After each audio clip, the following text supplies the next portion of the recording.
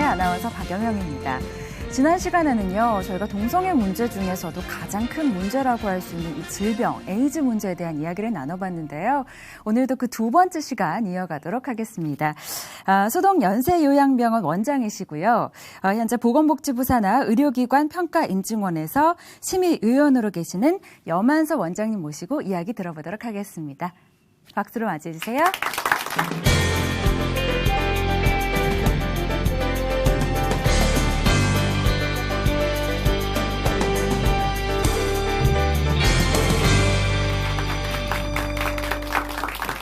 저번에 이어서 오늘도 50분 강의하도록 하겠습니다.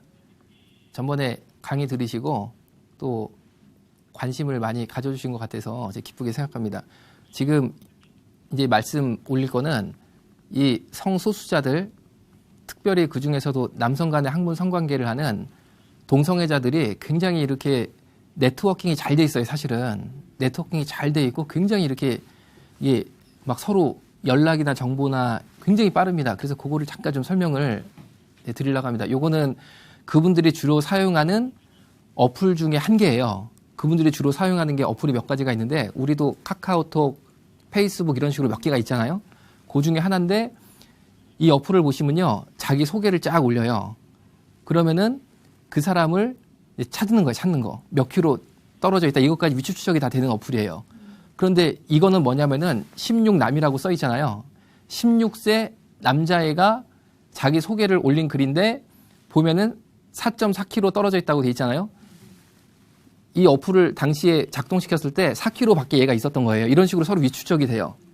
그리고 자기 소개가 뭐냐면요. 16남인데 슬림은 자기 날씬한 체형이라는 거거든요. 이 동성애자들이 쓰는 표현들이 있어요. 슬림은 날씬한 사람, 베어형은 근육질, 곰, 뭐 그런 식으로 이렇게 있습니다. 그리고 꼰대는 아저씨 스타일, 배 튀어나오고 약간 좀 아저씨 스타일을 꼰대라고 그러고, 이 좀 자기 나름대로 이렇게 은어 비슷한 게 있는데, 이 친구는 슬림하니까 자기가 날씬한, 아무래도 뭐 16살짜리인데 그러겠죠. 이렇게 날씬하겠죠. 그리고 키, 몸무게 다 이렇게 있는데, 이 친구가 알바한다라고 돼 있잖아요. 알바는 뭐냐면요. 바텀 알바라고 그래가지고 자기 학문을 남성에게 파는 거예요. 그래서 그거 광고를 이렇게 올려놓고, 만나서 이제 성매매를 하자라는 뜻으로 이렇게 올려놓은 거죠. 이런 게요, 굉장히 지금 많이 벌어지고 있습니다. 요거는 다른 어플입니다. 다른 어플인데, 보시면요, 딱 띄워놓으면요, 몇 킬로에 누가 있는지 얼굴, 몸매까지 다 실시간 사진으로 다 나오는데, 보세요. 양재동에서 이거를 딱 키면요, 반경 5km에 200명 나와요. 그리고, 우리, 어디죠? 그 많이 모인 데 있잖아요. 거기 이태원에서 켜보면 400명 나와요. 그런데 저 200명, 400명이요. 반경 5km에 이 사람들이 동성애자의 전부냐 그게 아니고 현재 접속자 수만, 현재 이 어플에 접속한 온라인 상에 있는 사람만 보통 200명, 300명 나옵니다. 그러니까 굉장히요. 이게 수가 많은데 네트워킹이 잘 돼 있어서 누가 있는지 얼굴, 몸매, 키로까지 다 나와요. 그래서 내가 딱 열어보고 마음에 들면요. 걔를 딱 찍으면은 싹 연결이 되는 거예요, 이제. 그럼 서로 대화가 되고 자기 얼굴도 보여주고 또 성매매를 하는 청소년들도 발생을 하는 거고 그렇게 운영이 되고 있습니다. 그래서 보시면요. 어떤 남학생이 가출을 했는데 가출을 하니까 먹고 자는 걸 해결해야 되잖아요. 그러니까 어떤 성인 남성이 너 우리 집에서 먹고 자라. 대신에 네 학문을 나한테 줘야 된다 해가지고 1년 동안 같이 살고 살아보니까 너무 힘들어가지고 나왔는데 나와도 할 게 없으니까 아까 보여드린 어플 있잖아요. 그런데 가입을 해가지고 성매매를 하고 살다가 또 다른 어떤 성인 남성을 만났는데 이 성인 남성이 내가 HIV 감염인이거든. 너 나랑 학문 성관계를 하자 했는데 이 친구는요. 애가 어리다 보니까 HIV가 에이즈랑 같은 말인지를 모르는 거예요. 그래가지고 별거 아닌 줄 알고 그냥 막 한 거예요. 이렇게. 근데 얘가요. 성매매 단속에 걸려버렸어요. 그래가지고 이 친구랑 성매매한 사람들을 쫙 추적해가지고 부르다 보니까 에이즈 환자가 있고 어떻게 된 거냐 물어보니까 아니 난 얘기했다. 난 HIV라고 얘기했다. 그러니까 이 청소년한테 너 저 아저씨가 너한테 HIV라고 얘기하고 성관계 했다며. 그러니까 H 뭐 들은 것 같은데 뭐. 그러니까 여러분 이게 교육을 잘 시켜야 됩니다. 교육을 잘 시켜야 돼요. 아니 그리고 에이즈 환자가 솔직히 돈 그거 여기 자료 있잖아요. 1시간에 3만 원 받고 애들이 그래요. 1시간에 3만 원 받고. 그 3만 원 주면서 야, 나 에이즈 환자인데 너 나랑 한번 할래? 그러면 누가 해? 그렇잖아요. 아무리 애들이 어리다 하더라도 철이 없어 누가 해? 그렇잖아요. 그러니까 교묘하게 나 HIV 감염인이거든? 이러면 애들이 모르니까. 여러분도 모르는 사람 많을 거예요. 아마 HIV 감염인이 에이즈구나. 이거 처음 알은 분도 있잖아요.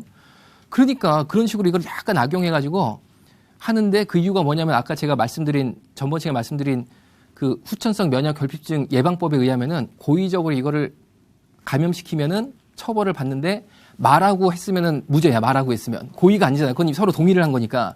그러면은 나 에이즈인데 너 나한테 3만 원 줄 테니까 하자.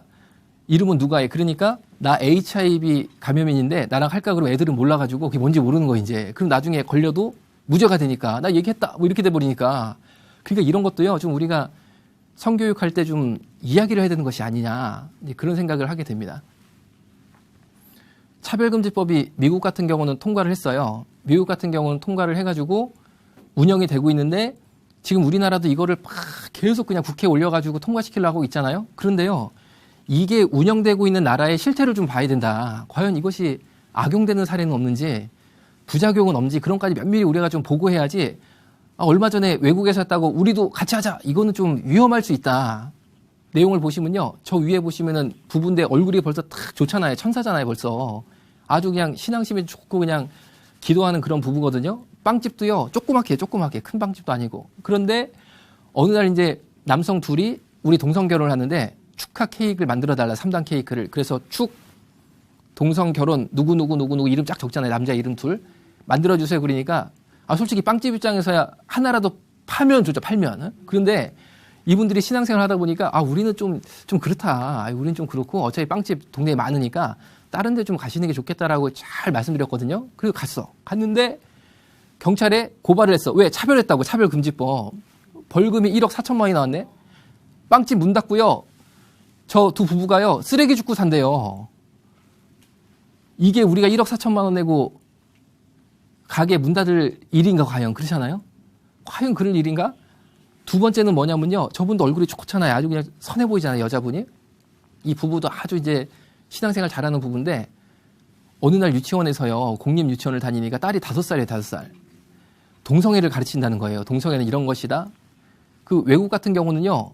학문 성관계, 구강 성교 같은 동성 성관계하는 방법을 애들한테 막 가르쳐요. 이렇게.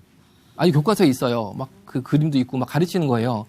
근데 우리가 좀 그렇잖아요. 솔직히 좀 그렇잖아요. 애들 5살 막 이런 애들이 좀 아무리 좀 그렇지 않습니까? 그러니까 이 부모님이요. 전화를 한 거예요. 유치원에. 선생님 진짜 죄송한데 오늘 우리 애가 가서 좀 그런 거 배우면 좀 그렇습니다. 좀 이해해 주십시오. 오늘 집에서 우리가 좀 좋은 거 가르칠 테니까 양해 부탁드립니다라고 그랬는데 학교에서 이 부모를 경찰에 고발해서 수갑 차고 백사 타고 경찰서 들어가 버렸어. 차별했다고. 이게 우리가 수갑 찰 일이에요, 이게? 좀 그렇잖아요, 이거는. 그리고요, 차별금지법 때문에 저격당하는 사람들은 다 예수 믿는 사람들이야, 다. 다 예수 믿는 사람들만 이거 막, 그런 이유 때문에 막 1억 4천만 원 내 경찰서 끌려가. 그러니까요, 교회가요, 완전히 그냥 막 꼼짝을 못 하는 거예요. 요거는 제 주변에 에이즈 걱정을 하는 내가 감염된 것 같다고 걱정한 분이 있는데 이분이 또 사는 게 좀 어려워요. 그래가지고 이제 연락을 주셔가지고 약값이 이게 치료를 받아야 되는데 걱정이 된다. 얼마 정도 드냐라고 해가지고 제가 잘 아는 감염내과 선생님이 계시거든요. 과장님이 계시는데 이 병원은 돈 많이 병원도 아니고 공공의료하는 병원이에요. 막 노숙자 진료하고 이런 데예요. 그러니까 여기랑 그분하고 잘 맞을 것 같아요. 환자분하고. 그래가지고 제가 그 과장님한테 이 환자를 딱 의뢰를 드리려고 문자를 드렸어요. 과장님, 한 달에 에이즈 약값이 얼마 정도 듭니까? 내 주변에 좀 우려하는 분이 있다. 약값에 대해서. 그러니까 이 과장님이 문자를 딱 주셨는데 60만 원 드니까 일단 보내달라는 거예요. 그럼 여러분 60만 원 그럴 수 있지 싶지만 결론적으로 말씀드리면 600만 원이라는 뜻이에요. 600만 원. 에이즈 환자 치료비가 딱 나오면요. 90%는 국민건강보험공단에서 그 병원에다가 진료비를 확 줘버려요. 그러면은 600만 원 중에 540만 원은 벌써 한번 지원해 준 거예요, 이제 국가에서. 그거 누구 돈이에요? 다 우리 세금이에요, 우리 세금. 우리 세금이잖아요. 한번 지원이 됐어. 그럼 이 환자분은 10%인 60만 원만 딱 내고 병원에서 60만 원짜리 영수증을 받아가지고 오는 거거든요. 이거를 가지고 보건소로 가면요. 현찰로 바로 줘버려. 결국에 100% 지원인데 에이즈 약값 지금 요 문자대로 600만 원 공공의료하는데도 600만 원 이것만 드냐 그게 아니고요. 합병증에 따른 치료 비용 또 에이즈 검사 잘 받아야 되거든요. 바이러스 수치도 봐야 되고 CD4 림프구 수치도 봐야 되고 이런 거 계속 이거 해야지 돼요. 해야 되지. 검사 여러분 MRI 한번 찍어 보셨잖아요. MRI 찍으면 100이에요 무조건. 에이즈 바이러스 때문에 뇌가 갉아먹고 뭐 이런 게 생길 수 있으니까 MRI 찍어서 확인해야지. 돈이요 무지무지 들어요. 무지무지 들어. 그런데 우리나라는 이거를 다 전액 국민 세금으로 지원해주고 서비스로 간병비까지 지원해주는 거예요. 이런 질병은 대한민국에 에이즈밖에 없다. 에이즈밖에 없다. 그러니까 여러분 물론 우리가 에이즈 환자분들을요 잘 돌보고 진짜 교회가 앞장서서 그분에게 기도하고 복음 전하고 잘 섬겨야 되거든요. 그런데요, 이렇게 지금 돈이 많이 들어가면 우리 국민이 세금을요 무한정 이렇게 팍 낼 수는 없잖아요. 어디까지 우리가 과연 감당할 수 있을 것인가 이 한국 사회가. 그래서요 정말 에이즈 환자를 위하는 길은 에이즈 걸리지 않게 해주는 게 제일 위하는 거예요 사실은. 솔직히 아무리 약이 좋다고 그래도 약 먹고 살고 싶냐고 에이즈 약 먹고 그렇잖아. 에이즈 환자 돼가지고. 그보다는요 안 걸리는 게 그분을 진짜 위하는 거고 인권이에요. 그리고 안 걸리면 세금이 글로 덜 가. 그러니까 국민도 살고 환자가 될 수 있는 이도 살고 이게 올바른 거라고 저는 생각을 하는 거죠. 사회적 비용은요. 이게 질병관리본부에서요. 발표를 한 거거든요. 2003년도에 7,821억 원이었거든요. 그런데 지금 2013년도에 에이즈 환자가 10,000명이 넘었어요. 이걸 단순히 10년 동안 환자 늘어난 거에 곱하기를 하니까 4조 원, 2013년도 4조 원, 사회적 비용 4조 원이 들고 있는데 10년 동안 물가가 얼마 올랐습니까? 그렇잖아요. 2003년도에 10,000원 가지고 시장 가는 거랑 10년 뒤엔 2013년도에 10,000원 가지고 시장 가면요. 완전 틀리거든요. 살 수 있는 게. 그거 다 빼고 물가 상승 빼고 그냥 단순히 이만큼 늘어났으니까 돈 곱하기 하면요. 2013년도에 4조. 이거는요. 정말 국가를 위해서도 우리가 생각 잘해야 된다. 그리고요.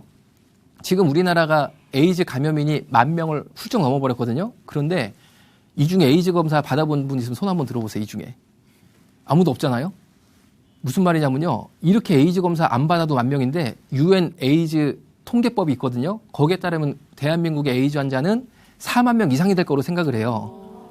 에이즈에 걸렸는데 본인이 몰라. 검사를 안 하니까. 그런 사람이 30,000명 이상으로 봐서 40,000명 이상의 에이즈 환자로 보고 지금 우리가 계속 에이즈 신규 발생률을 막 증가를 하고 있거든요. 그러니까 한국 사람들이요. 우리가 이제 필승 코리아잖아요. 이것도 그냥 막 올라가. 뭐든지 이게 좋은 것만 막 올라가야 되는데 막 올라가. 하다못해 아프리카도 그냥 막 떨어지거든요. 감염률이. 우리나라는 막 올라가. 천장이 없어. 막 올라가. 지금 그 추세 그대로 보면요. 10년 후에는 에이즈 환자 수가 10만 명이 돌파되게 돼 있어요. 10만 명이. 그럼 어떻게 되는 거야?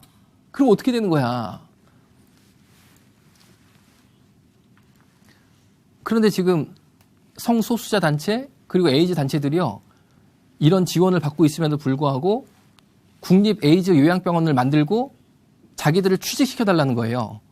그런데 그분들이 원하는 그 베드 수라든지 이런 게 있거든요. 그걸 제가 가만히 기사를 통해서 보니까 한 200억 들어가요. 200억. 다 우리 세금이야. 우리 세금. 국민 세금으로 200억 들여서 그럼 노후 보장 다 되는 거죠. 이제. 어차피 치료비 다 무료니까. 그리고 몸이 좀 괜찮을 때는 직원 취직해가지고 돈 벌고. 현재도요. 하여튼 오늘은 모르겠어요. 하여튼 제가 경험한 거는 에이즈에 걸렸는데 아까 제가 말씀드렸잖아요. 몸이 좀 멀쩡해가지고 간병사로 취업을 시켰다고 그랬잖아요. 그 친구들이요. 하루에 간병사 일당으로 약 17만 원 정도를 받았어요. 16만 원, 17만 원. 그런데요. 그것도 부족하다고 그래가지고 제가 한 달에 제 현찰로 20만 원씩 더 지원했어요. 기숙사도 주고 하루 세끼 식사도 다 제공해 다. 그러니까 20만 원 현찰 지원하고 기숙사하고 식사 제공한 거 뭐 제가 알아서 한 거지만 그 16만 원, 17만 원 되는 일당이요. 대한민국 최고 간병사 대우거든요. 그거는 우리 세금으로 다 내고 있는 거야. 다 세금으로. 그러니까요. 제가 가만히 지금 이거를 그런 거를 제가 이제 보잖아요. 보면요. 대한민국에서 노후 보장 혹은 직업 걱정 없이 잘 사는 길에 에이즈에 걸리는 것밖에 없는 것인가 과연. 치료 다 해주지? 그리고 몸 좀 괜찮으면은 취직시켜가지고 막 십몇만 원씩 그 대한민국 간병사 중에 최고 비싼 월급 주면서 그렇게 또 일하게 하지? 그러니까 이게 좀 헷갈리는 거예요. 제가 보면은 식당에 일하는 우리 어머니들 한 달에요 140만 원 받고요. 얼마나 그냥 진짜 막 그냥 이른 아침부터 저녁까지 막 이거 하시고 저분은 건강해서 저렇게 살아도 되고 저분이 낸 세금은 이게 에이즈라는 게 사실 성관계로 다 100% 감염이 되는 거거든요. 그럼 성관계를 통해서 에이즈 감염되면은 이게 더 괜찮아지는 건가 이게? 그리고 우리 평생 열심히 일하고 살아도요 노후 보장 잘 안 되고 요양병원 입원하려면 되게 부담되잖아요. 그런데 제가 무슨 생각까지 언뜻 들었냐면요. 그냥 생각만 들은 거예요. 생각만. 나이 70이 돼서 에이즈에 내가 일부러 걸려 예를 들어서 그러면은 잠복기라고 무증상기가 10년이거든요. 80까지 아무 증상이 없거든요. 그러면은 70에서 일부러 에이즈 걸리면 그냥 무료네? 요양병원 입원하면 다 대주고 좀 뭐 그런 건가? 약간 이게 좀 뭔가 그런데도 이분들은 거기다 부족해가지고 국립 에이즈 요양병원 건립하고 우리를 직원으로 채용해달라 이거니까 좀 지금도 좀 제가 볼 때는 참 우리가 열심히 해가지고 전 잘하는 면이 많이 있다고 보는데 좀 부족해가지고 더 막 그러시니까 이거 좀 어디까지 과연 이게 좀 필요한 것인가 지원이. 다음 보겠습니다. 제가 이건 고발당한 거. 제가 이제 고발당한 이유가 조금 있으면 설명 나오는데 이거를 보여드리는 이유는요. 제가 이제 올해 초에 4가지로 성소수자 단체하고 또 에이즈 단체한테 고발을 당해서 다 무혐의 나왔거든요.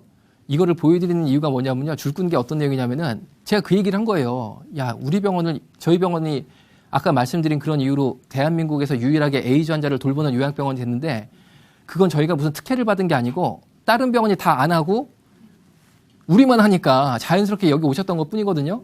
그런데 이 친구들이요. 환자 한 명이 14일 동안 치료 잘 받다가 돌아가셔요. 그러니까 그 환자 죽음을 계기로 수동연세요양병원이 인권 침해가 있다. 그러니까 저기를 없애버리고 국립 에이즈 요양병원을 만들어서 우리를 직원으로 채용시켜다 이런 주장을 막 해서 제가 그걸 알렸어요. 뭐 이런 얘기다 하고 알리니까 그분들이 저를 고발한 거예요. 뭘 고발했냐면 우리는 국립 에이즈 요양병원 설립을 요구한 적도 없고 직원 채용을 요구한 적도 없는데 여만섭이라는 사람이 악의적으로 지금 얘기하고 있다라고 고발했는데 당연히 무혐의가 났는데 저 빨간 줄 긋은 거 보세요. 고소인이 그 성소수자 단체거든요. 고소인이 제출한 자료를 본다 하더라도 고소인 스스로 낸 자료를 봐도 고소인 스스로가 국립 에이즈 요양병원 설립을 요청하고 직원으로 채용해달라고 요청한 게 지속적으로 보인다라고 돼 있어요. 그래서 전 이해가 안 되는 게 자기들이 그렇게 요구하는 게 정당하면요. 끝까지 그냥 얘기하면 돼요. 이거 정당한 일이다. 필요해서 우리가 요구한 거다 그러는데 갑자기 우리 그런 적 없다 하면서 막 고발을 하면서 자료를 냈는데 그 자료를 봐도 그렇게 얘기를 했거든요. 그러니까 이거는 좀 이해가 안 돼. 내가 고발을 당하면서도 이해가 안 되는 거. 이상하다 이거 자기들 낸 자료도 이거 뭐 다 설립 요구하고 직원 채용 요구한 건데 이거는 이유가 뭘까? 나를 고발한 이유가 이거는 내 입을 막으려고 그러는 게 아니냐. 어디 가서 얘기하지 말라는 어떤 그 압력을 나한테 주려고. 왜냐면 경찰서 끌려다니고 벌써 이게 막 그런 거잖아요. 막 이게 좀 그런 게 아니냐라는 생각이 언뜻 들었는데 어쨌든 뭐 그런 내용이다. 그런 내용. 이거는요. 국립 에이즈 요양병원뿐 아니라 또 하나 지금 강력하게 막 주장하는 게 장애인 지정. 이건 어떤 거냐면요. 현재 에이즈에 걸려서 에이즈 때문에 이런 데가 막 안 좋아졌어요. 그래서 휴유장애가 있으면요. 장애인 지정을 다 해주고 있거든요. 그런데 그게 아니라 휴유장애가 없이 보균자. 항바이러스제를 잘 먹으면 균이 억제가 되니까 몸이 이렇게 파괴되지 않잖아요. B형 간염 보균자랑 비슷한 거예요.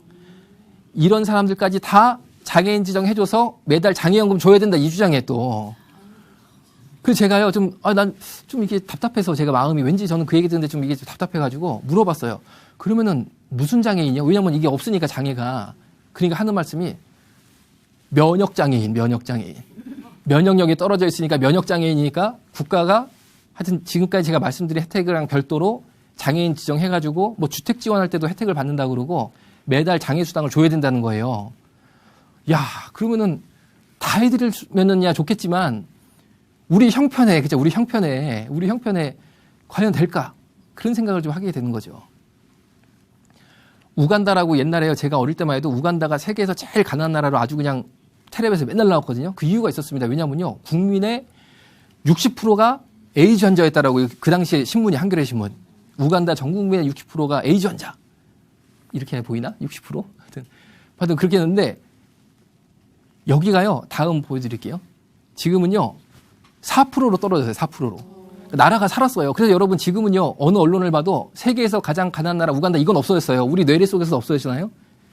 왜 그러냐면요. 정말 에이즈 정책을 잘 펴서 60%에서 4%로 뚝 떨어졌네. 4%도 많긴 하지만 우리나라는 OECD 국가지만 에이즈 계속 늘어나는데 우간다도 막 떨어지네. 우간다도.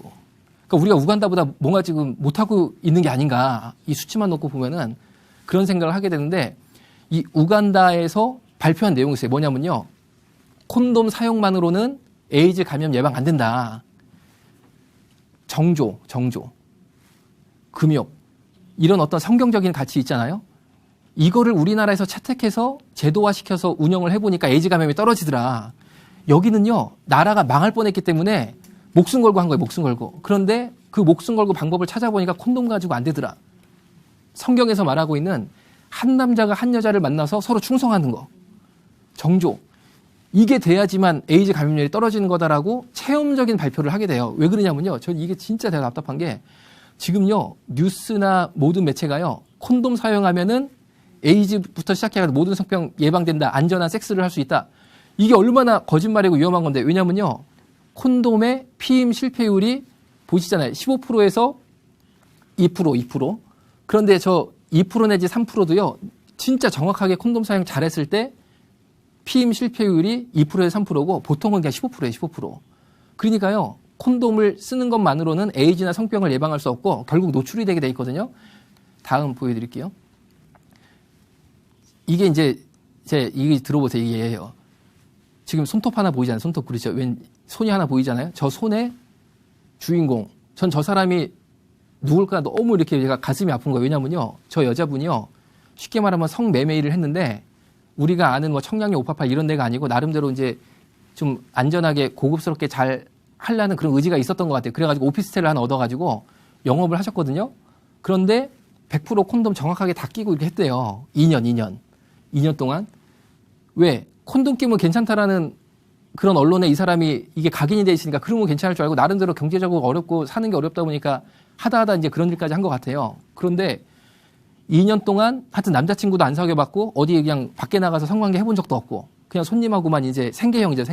그리고 콘돔 정확하게 잘하고 했는데 2년 지나서 보건소 가서 아까 말씀드린 익명검사 있잖아요. 받아보니까 에이즈에 걸렸다는 거야. 에이즈에. 그뿐 아니라 우리 여기 보면요. 인체 유두종 바이러스에 감염되는 곤지름이라고 있거든요. 그것도 감염되고 다른 성병도 걸릴 건 다 걸렸어요. 보니까. 콘돔 갖고 안 된다니까요. 이 여자는 그 말 믿고 그랬다가 인생 망해버렸어. 뒤에 보면요. 저 요새 진짜 너무 막 죽고 싶고 우울해서 항우울제 드립다 먹고 있는데 약이라도 손댈까 봐요. 그렇게 하고 있거든요. 그 약은 마약을 쓰는 거예요. 마약을. 야 생각해보세요. 내가 사는 게 어려워가지고 콘돔 끼고 하면 괜찮다고 그래가지고 좀 그런 일을 했는데 2년 있다 이렇게 돼버렸네. 그러면 이제 사는 거 자체가 진짜 이제 막 그런 거잖아요. 그러면요. 마약이라도 해볼까 이런 생각까지 드는 거예요. 그러면 보세요. 마약을 했어. 얌전하게 마약만 하나? 또 온갖 남성하고 막 이제 난교, 혼교를 하는 거죠. 그럼 또 감염되는 거야. 지금 대한민국이 이러고 있다고요. 그래서 저는요. 콘돔만으로는 에이즈나 성병 감염을 막을 수 없다라는 말을 하는 사람이 아무도 없는 게 너무 힘들어 이게. 그 나라도 말을 해야 돼. 나라도. 그리고 그런 말을 하는 사람이 전혀 없고 콘돔 끼면 괜찮잖아. 이 말하는 사람 때문에 이런 피해자 지금 손 보이잖아요. 분홍색 이거 매니큐어 칠한 저 손의 주인공이 에이즈에 걸렸다면요. 저 여자는 그 사람이 책임져야 돼. 그렇게 속였던 그 사람이 책임져야 돼. 책임진 사람 아무도 없어요. 아무도 없어. 이게 곤지름. 인체 유두종 바이러스 때문에 감염이 되는 성병인데 일명 성기사막이라고 하거든요. 지금 좁쌀처럼 무슨 막 토처럼 닭배들처럼 막 돼 있잖아요. 저게요. 항문 성관계를 하는 경우에는요. 항문 속까지 다 들어가요. 그런데 저거는요. 성접촉을 통해 감염이 되지만 난치성 피부질환으로도 분류가 되거든요. 왜냐면요. 아토피가 좋아지는 것 같다가 또 생기고 괴롭히고 이런 것처럼 저것도 잘 안 나서요. 그리고 계속 저런 식으로 닭벼슬이 막 올라오니까 얼마나 사람을 힘들게 하는 병인지 말도 못 하거든요. 요거 콘돔으로 예방 안 돼요. 그리고 한 번 성관계 시 감염 확률이 50% 이상이에요. 처음 들어보셨잖아요. 이런 얘기 왜 아무도 안 하냐고. 아무도 안 하냐고. 아까 그 여자분도요, 검사지를 보니까 이게 감염이 된 거예요. 그럼 그 인생은 어떻게 해? 앞으로 어떻게 되는 거야? 그래서요, 지금 우리 한국교회가 저는 본회포의 시대를 살고 있다 이렇게 생각하거든요. 본회포는 독일의 목사님이시고 신학자였는데 나치 정권의 협력을 안 한다는 이유로 감옥에 갔다가 나중에 사형이 돼버렸어요. 지금 제가 볼 때는 진짜 위험성이 많은 이 사회적인 분위기로 가고 있거든요. 그런데 여기에 대해서 말을 하면 공격당해요. 그런데 여기에 대해서 말을 안 한다든지 말을 안 하는 건 소극적인 협력이죠. 그 당시에 독일 국민들 대다수도요. 나치가 잘못했다고 말만 안 했어. 속으로는 이거 좀 잘못한 것 같아. 왜 유태인도 자꾸 잡아다가 죽이고 이거 이상한 것 같은데 해도 그냥 모르는 척하고 사는 거예요. 모르는 척하고. 소극적 협력자. 이루고 살면 별 문제 없을 수 있어요. 개인 하나는. 그런데요. 지금 이 시대가 내가 적극적 협력자 내지는 소극적 협력자를 살 것인지 아니면 진실을 말한다는 이유로 핍박당하면 살 것인지 두 개밖에 선택의 여지가 없어요. 제가 볼 때는. 그런데요. 나중에 우리가 천국 가서 예수님 만나면요. 예수님 물어보실 거예요. 야, 너는 그거 차별금지법이 교회 말살법인데 그거 이렇게 막 올라올 때 뭐 했어? 왜 반대 안 했어? 그러면요. 제가 저 자신한테 한번 물어본 거예요. 저 자신한테. 저도 솔직히 그냥 얌전히 살면 편해. 인생 사는 거 편해요. 이렇게 강의 안 나다니면 편하다니까요. 내가 이 강의하면 또 이거 듣고 얼마나 날 또 잡아먹으려는 사람이 많이 생기겠어. 그렇잖아요. 내가 뭐 거짓말한 거 아무것도 없는데 다 보여드리지 않다. 자료 보여드리고 얘기하는데. 그러면 이제 저도 공격당하는 삶을 살 수밖에 없는 이유가 내가 천국에 가서 예수님 만나는데 야, 여만성 너는 내가 의사도 시켜주고 목사도 시켜주는데 너는 그게 그런 건 줄 알면서 왜 아무 얘기 안 하고 얌전하게 살다가 여기까지 왔어? 그러면 내가 그 답을 알거든. 뭐냐면요. 저는 공격당하는 게 싫어가지고요. 그렇게 못한 것 뿐이에요. 근데 그 대답을 내가 안 하려고 내가 이제 온 거예요. 그 대답 안 하려고. 내가 진실을 말해야 되니까 누군가는.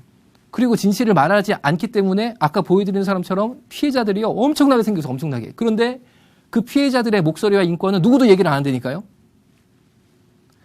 에이즈 역학 잠깐 말씀드리겠습니다. 보시다시피요. 계속 하여튼 대한민국 막 엄청 올라가고 있어요. 엄청. 10,000명이 현재 돌파를 했습니다. 다음 보겠습니다. 계속 엄청나게 올라가요. 진짜. 우리나라만. 하여튼 계속 올라가고 있는데 다음 감염 경로 보겠습니다. 성관계를 통해서만 현재 감염이 되는 걸로 확인 경로가 확인된 경우에는요. 100% 성관계 100%. 작년도 그렇고 재작년도 그렇고 계속. 그러니까 에이즈는 지금 현재 성병이다라고 볼 수 있는 거예요. 성병이다. 그리고 혈액제제로 인한 감염은 2007년 이후로 한 건도 없었고 다음 보겠습니다. 그리고요. 남자가 한 93% 정도 되고 여자가 한 7% 정도 돼요. 지금 에이즈 감염인 중에. 그러니까 절대 다수가 남성이 많고 또 에이즈 감염의 주 진원지는 남성 동성애자들이에요. 요거는 조선일보에서 저희 병원 취재했을 때 자료 사진 찍고 이거 신문에도 난 건데 요것도 제가 사실을 이제 말씀드리는 거예요. 뭐냐면요. 남성 동성애자들이 주로 이제 에이즈 감염돼 오시잖아요. 근데 왔는데 이분도 편마비라 가지고 불편한 분이거든요. 그런데 온 첫날 딱 봐가지고 자기 마음에 드는 남자를 찾아가서 성관계를 하는 거예요. 첫날. 이틀도 안 걸려. 이틀도. 첫날 하는데 어떻게 하냐면요. 우리는 회진을 쫙 돌잖아요. 의사든 간호사든 병실을 라운딩 돈다고 그러잖아요. 쫙 도는데 이불을 뒤집어 썼는데 병실에서 이게 앞만 봐도 1인분이 아닌 거예요. 이게 1인분과 2인분의 정의는 명확히 의학적으로 없지만 딱 봐도 이게 있잖아. 이게 너무 큰 거야. 이게 동그라미가 이게 무덤 같은 게. 이거 이상하다. 이거는 좀 이상한 거다. 해서 벗겨보니까 아이고 이게 3D 리얼 동영상을 봤네. 그래서 이게 못하게 이제 말린 거죠. 왜 못하게 말렸느냐. 내가 뭐 동성 간에 성관계 하는 거를 무슨 막 윤리적으로 내가 막느냐. 그게 아니고 저는 이제 의사잖아요. 그거 왜 못하게 하냐면요. 에이즈 바이러스가 한 가지 종류가 아니에요. 사람마다 다 틀리거든요. 그러니까 그 바이러스에 맞는 바이러스 약을 먹기 때문에 이게 억제가 되고 있는데 내가 지금 다른 애랑 성관계를 하면요. 정액을 통해서 이 사람에 있는 바이러스, 이 사람에 있는 바이러스 서로 틀린데 서로 이렇게 만나거든요. 그러면 돌연변이가 생겨요. 그러면 그다음부터는 약도 안 들어. 둘 다 죽어버려. 그러니까 이 사람의 생명을 보호하기 위해서 환자끼리 못하게 설명을 하고 막았는데 이것 때문에 모 신문사에서 나를 취재해가지고 인권 침해했다고 그 사람들이 고발을 한 거예요. 뭐 환자들 오면은 서로 스킨십 터치 못하게 안내한다고, 인권 침해한다고. 이게 인권 침해예요. 이건 인권 침해가 아니다. 이건 그 사람을 인권을 위한 거거든요, 오히려. 그리고 나 국가인권위원회도 고발당하고, 뒤에 보면 고발당하고 나와요. 그러니까 설명을 해야 되잖아요. 이렇게 되면 안 됩니다. 그러니까 화장실에서 하는 거예요, 화장실에서. 그래서 말씀을 드렸죠. 화장실에서도 하면 안 된다. 그러니까 병실에서 하지 말라고 그러셨지 화장실은 괜찮지 않냐는 거예요. 그게 아니다. 지금 하고 안 하고가 문제가 아니고 진짜 잘못하면 죽는다. 그러시면 안 된다. 이거 바이러스 변이 생기면 두 분 다 이거 생명이 위험한데 제가 그러면 안 된다고 설명을 드렸거든요. 그러면서 이제 화장실 문을 20cm를 다 잘라가지고 한 번씩 보는 거에서 다리가 2개면 정상, 4개면 비정상이니까 저기 밖에서 열 수가 있어요. 키가 있어서. 그래서 이제 왜냐하면 그분을 위해서 그런 거예요. 그거는. 다음 보여드릴게요. 그래서 화장실에서도 못하게 하니까 이번에는 그분들이요. 저기 주차장이고 저희 병원. 저 차 사이에 가서 하는 거예요. 대낮에. 그러니까 또 가가지고 사람들 지나가는데 막 놀라고 그러잖아요. 그래서 막 못하게 말리고 설명드리고 했는데 제가 이런 걸 겪어보니까 뭘 느꼈냐면요. 저희 병원이 그 당시에 에이즈 환자분이 60분이고 대부분이 동성애자였고 200분이 일반 환자였거든요. 일반 환자는 그런 적 한 번도 없어요. 이런 경우가 한 번도 없었는데 이거는 뭔가 성적 충동이 왔을 때 조절하는 데 조금 문제가 있는 것이 아니냐. 이건 좀 약간 그런 부분이 있는 게 아니냐라는 생각을 제가 하게 된 어떤 계기가 된 거죠. 다음. 그래서 이거는 일상생활에서 에이즈 바이러스가 우리한테 접촉될 수 있는 경로. 면도기 뭐 당연하겠죠. 그리고 제가 약간 옆으로 비켜야 될 것 같은데 두 번째 게 비데. 이 비데가요. 우리가 음식점이나 숙박업소 가면 요새 비데 다들 있잖아요. 이게 동성애로 에이즈 감염되신 분들이 항문이 대부분 피가 아까 줄줄 나오거든요. 그런데 그러니까 비데를 쓸 수밖에 없어요. 왜냐면 휴지로 닦으면 다 그게 다 헐어버리고 안 그래도 안 좋은데 그렇잖아요. 얼마나 이게 안 좋으니까 비데를 쓰는데 비데를 쓰면 노즐이 쫙 나와서 물을 쏘잖아요. 그때 위에서는 피가 뚝뚝 떨어지니까 노즐 끝에 에이즈 감염이나 혈액도 오고 바이러스도 묻어요. 그 다음에 이제 그분이 나오면 바로 누가 또 들어가잖아요. 기다리고 있다가 그만 바로 들어가시면 그분이 또 비데를 쓰잖아요. 그러면 방금 묻은 신선한 에이즈 혈액과 바이러스가 쫙 나와서 직구로 쏴버리는 거예요. 직구로. 그런데 그 다음에 그거를 사용하신 분이 비데 노즐을 사용하신 분이 항문에 열상이라든지 치질이라든지 치루 때문에 이게 혈관이 노출된 분이다. 그러면요. 조준사격 당하는 거예요. 조준사격. 그러니까 이제 우리 일상생활에서 굉장히 에이즈 바이러스에 노출될 수 있는 예는 많이 존재하고 있다. 그렇게 볼 수 있는 거죠. 요거는요. 저희 병원에 입원했던 환우분이 정말 저희 병원 감사하다라고 이제 편지를 쓰신 거예요. 그 다음.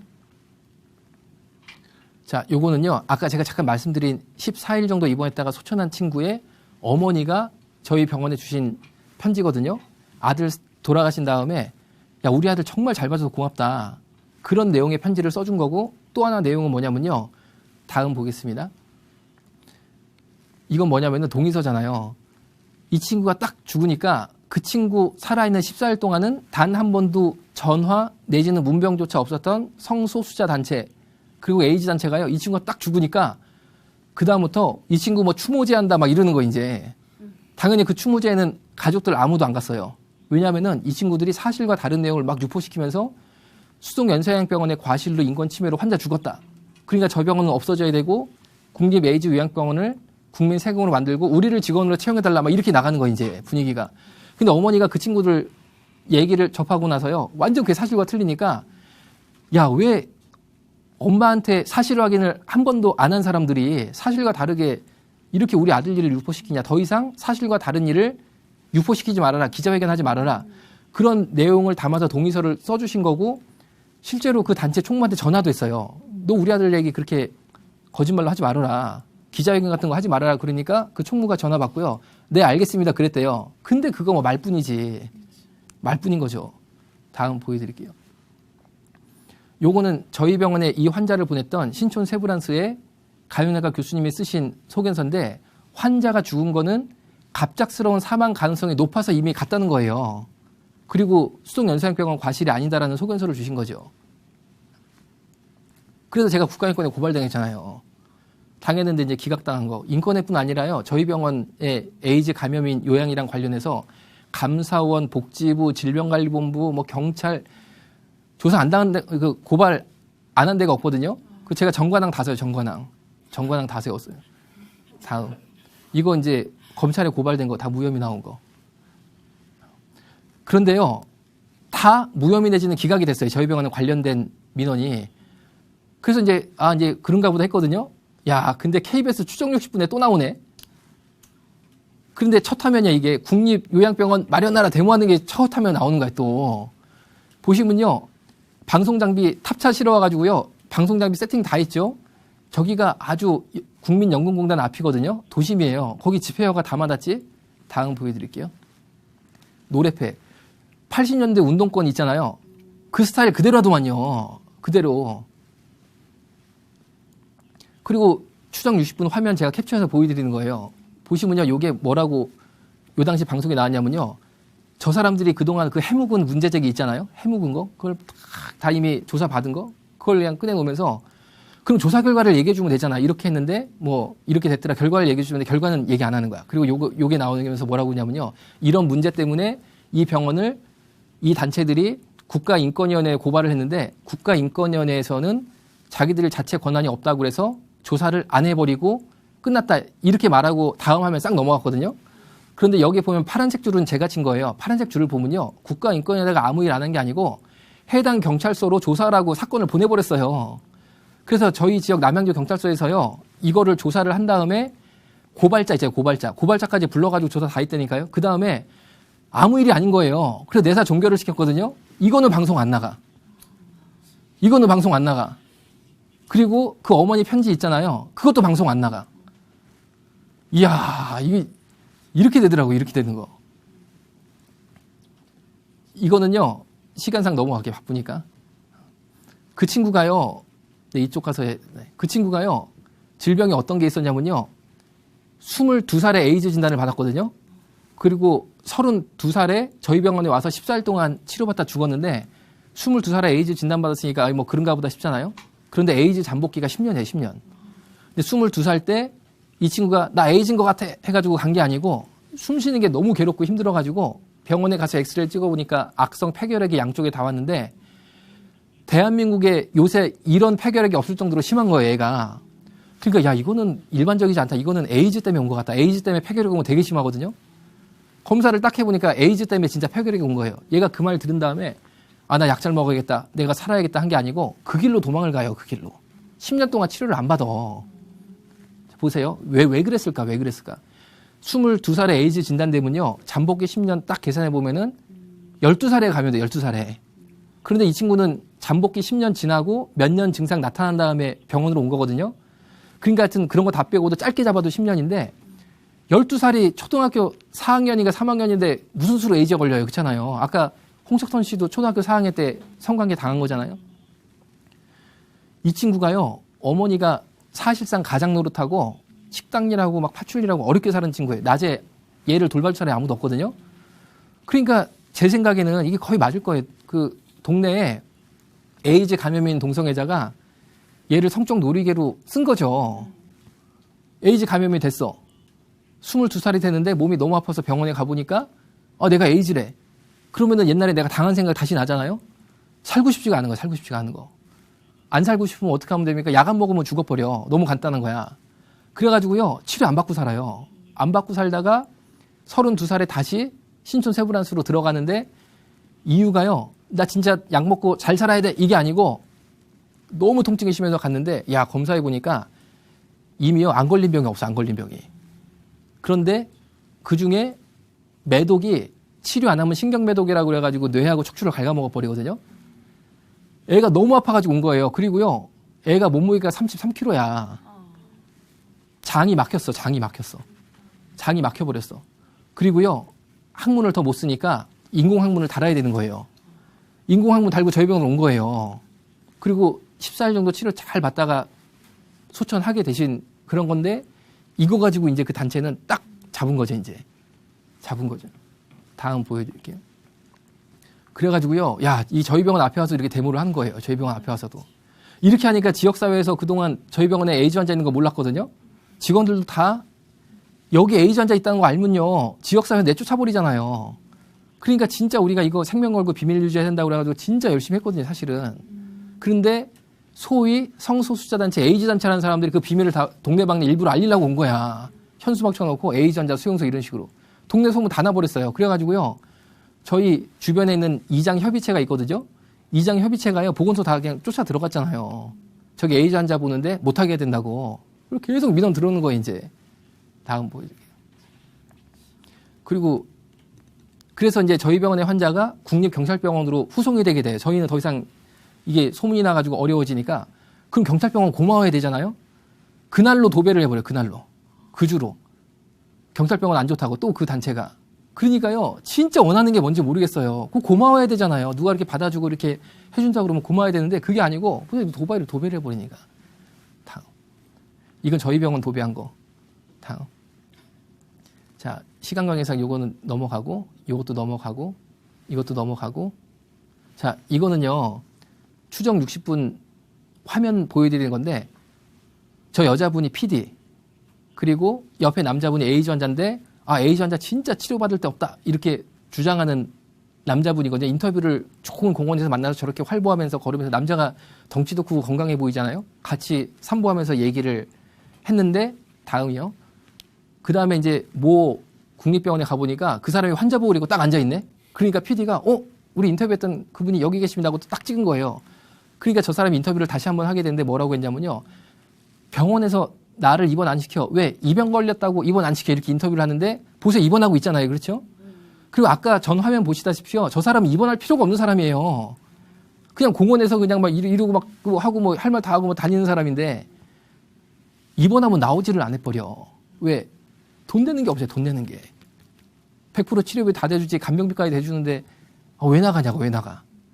그리고 입원하고 있는데 에이즈 환자 차별받고 있다. 입원 안 되고 있다. 이러고 인터뷰해가지고 또 다른 막 그 어떤 여론 같은 거 만들려고 그러고 이런 모습을 제가 본 거죠 이제. 그리고 이제 국회의원분이죠. 국회의원도요. 야 이분들이 국회의원까지 막 이렇게 하나 봐. 그래가지고 국정감사 때 보건복지부 장관님께 계획 세워가지고 담당 국장 보고 내 방으로 오라고 그러세요. 그러니까 또 장관님은요. 네 다각도로 검토해서 뭐 하겠습니다. 국립 에이즈 요양병원 만들어달라는 요구였어요 이게. 다음. 그러니까요. 야 이게요. 야 이게 이분들이 그렇게 힘이 없고 인권 침해당하고 연약하다라는 모습은요. 제가 볼 때는 이거는 지금 보신 것처럼요. 그냥 막 대단합니다. 사실 하는 게 대단합니다. 자 그런데요. 희한한 걸 제가 또 본 거예요. 뭐냐면요. 이분들이 정말 순수 인권단체 그리고 환자단체냐. 왜 우리 작년인가 통합진보당 해산 결정됐잖아요. 그때 보니까 또 성명서 반대 성명서를 크게 내셨더라고요. 다음 보여드릴게요. 이름 쫙 올라가 있잖아요. 다음. 네, 다음. 그래서 무슨 내용인가 보니까요. 통합진보당의 3만 당원과 우리는 끝까지 함께할 것이다. 이렇게 돼 있고 박근혜 정권에 직간접적으로 협력하는 모든 세력은 독재 세력이자 인권 파괴 세력으로 파괴 세력이다. 이런 주장이에요. 이상하다. 이거 에이즈 단체고 무슨 성소수자 인권을 위한 단체라고 그러는데 박근혜 정권 얘기가 나오고 통합진보당 얘기가 나오고 이거 좀 의외더라고요 사실은. 그래서 제가요 이게 무슨 일인가 하고 조금 본 거예요. 보니까요 야 우리나라가 진짜 선진국이고 좋은 나라라는 걸 제가 깨달았습니다. 뭐냐면 막시즘이 마르크스주의고 공산주의잖아요. 매년 모임이 있더만요. 매년 아주 딱 모임이 아주 크게 있는데 네, 이쪽으로 보여요. 동그라미 친 거. 막시즘 2015년도가 올해 있었던 그분들 행사 큰 아주 동성애가 아주 중요 주제네. 중요 주제 동성애가. 다음 보여드릴게요. 자, 이거는요. 네, 이쪽으로 보세요. 이게 레프트 21이라는 잡지거든요. 레프트가 좌파. 21세기 좌파라는 잡지예요. 그런데 거기 보시면요. 무지개 속의 적색, 성소수자 해방운동가 마르크스주의 해가지고요. 우리 무지개 깃발이 동성애자들 깃발이잖아요. 거기 제일 위가 빨간색이거든요. 무지개 속에 적색이 있는데 자기들 표현이에요. 그게 마르크스주의라는 거. 마르크스주의, 공산주의가 빨간색이잖아요. 그리고 그 밑에 빨간 줄 보세요. 곽희경이라는 분이 자기가 이렇게 실명 걸어놓고 얘기한 거니까 저도 얘기할 수 있는 거죠. 성소수자 인권연대 회장이에요. 회장이고 요 당시에는 동성애자 인권연대 운영위원장이었거든요. 밑에 볼까요? 마르크스주의 관점에서 동성애에 대한 편견을 반박하겠다 그거예요. 그러니까 저분들이요. 사실 공산주의적인 시각에서 동성애 운동을 대한민국에 벌이고 있어요. 그러니까 우리나라의 동성애 운동 그리고 성소수자 해방 운동은요. 차별 금지 운동은요. 공산주의 마르크스주의를 사실 바탕으로 하고 있다는 걸 제가 알게 된 거죠. 다음이요. 이거는 아까 말씀드린 막시즘 있잖아요. 마르크스주의자들 모임. 그 작년 포스터인데요. 성소수자 해방운동과 마르크스주의 딱 나오잖아요. 벌써. 나오고요. 밑에가 무지개 깃발이거든요. 무지개 깃발에 제일위가 빨간색. 그 제가요, 저분들이 무슨 주장인가 봤어요. 무슨 주장인가 보니까 지금 시대에 야, 너 나랑 마르크스주의, 공산주의 한번 해볼래? 이렇게 얘기하면요. 아, 솔직히 일반 시민들, 나 그거 좀 그런데, 나 그거, 글쎄, 이러잖아요. 그러니까 그 말은 싹 빼고 성소수자 차별받으니까 야, 이거에 우리 함께 하자. 그러면 사람들이요. 다 그 말에 붙는 거예요. 야, 그거 좋은 거다. 나도 붙어야지. 제일 위가 빨간색이 사실은 마르크스주의예요. 그런데 그 밑에 주황색부터 노란색부터 파란색부터 일반 시민들은 뭔지 모르고 다 붙는 거예요. 그냥 그런 줄 알고. 그럼 마르크스주의가 뭐냐면요. 왜 성소수자들이 차별받느냐. 그거를 뭐라고 설명하냐면요. 자본가들이 공장을 지어놓고 노동자를 계속 거기다가 투입을 시켜야 되는데 남자 여자가 결혼해야지만 애가 나면 그 애를 갖다가 노동자로 쓴다는 거예요. 그런데 성소수자들은 애를 못 낳잖아요. 그러면은 공장이 안 돌아가니까 성소수자를 탄압하는 세력은 자본주의 사회다. 이 논리예요. 이 논리. 그러면은 성소수자들 해방시키기 위해서 어떻게 해야 됩니까? 이 사회를요. 깨트려 버려야 돼. 이야, 나 진짜 좀 약간 이거는 제가 볼 때 너무 주장이 좀 과도하다. 아니 여러분 그러면요. 삼성 LG가 공장 돌리려고 결혼시키나? 그리고 저도 아내를 만나 결혼하고 전 애가 셋이잖아요. 아니 내가 무슨 애를 자본주의 사회에 갖다 바치려고 우리 아내를 만나가지고 여보 우리는 자본주의 사회를 운영해야 돼. 당신 나랑 결혼해서 우리 이 사회를 한번 유지해봅시다. 나 그런 마음으로 나 결혼 안 했거든요. 그냥 사랑해서 결혼하고 사랑하니까 애가 난 건 자연스러운 건데 마치 무슨 막 이 사회를 유지시키기 위한 목적으로 자본가들이 막 해가지고 애를 만들고 동성애자들이나 성소수자는 애가 안 나오니까 애가 안 나오면 이 공장이 안 돌아가니까 자본주의 사회가 문을 닫으니까 그래서 탄압하는 거다. 이런 논리면은 좀 약간 이거는 받아들이기 어렵지 않느냐. 자, 그래서요. 지금까지 제가 보여드리는 거는 하여튼 제가 경험했던 거 또가 제가 그분들을 또 만나고 사실은요.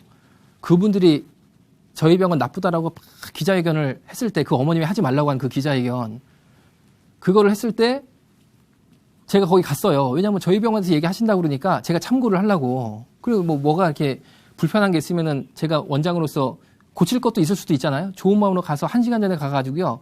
앉아 계신 분 전문에 제 명함을 나눠드리면서 인사를 올렸어요. 악수를 합니다. 그리고 진짜 내가 모든 의견을 내가 겸손하게 받아들이겠다. 꼭 연락을 달라고 그러고 다 했는데 제가 거기서요.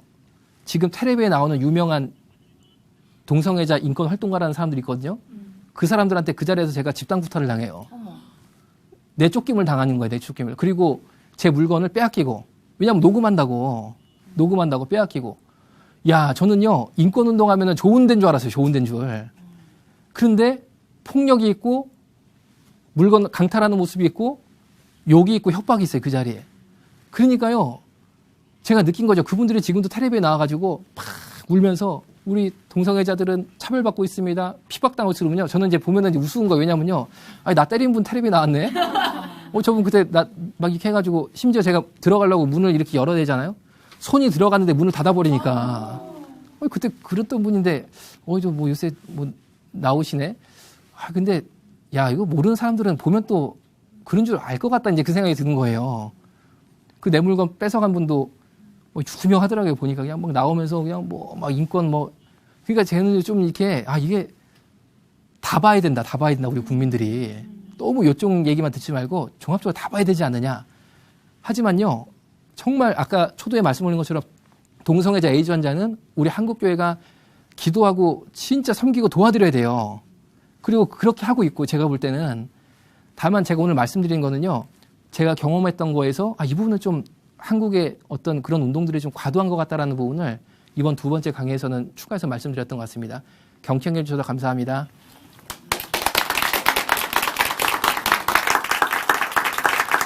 네.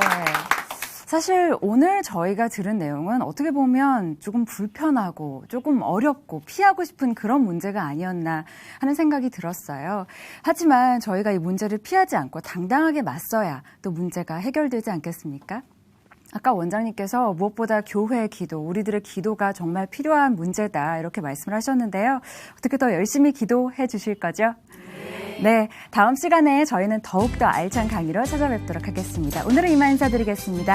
여러분 고맙습니다.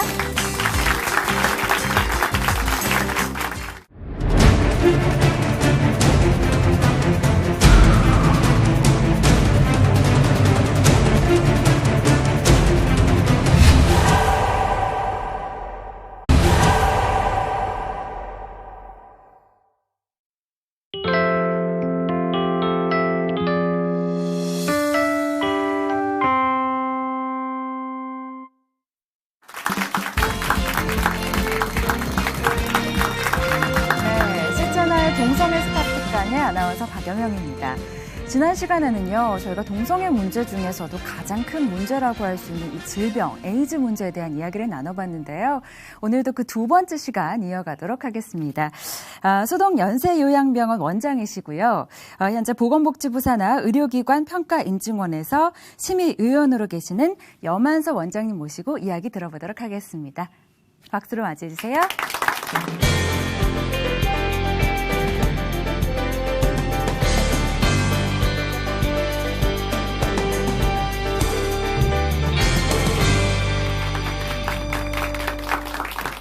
저번에 이어서 오늘도 50분 강의하도록 하겠습니다.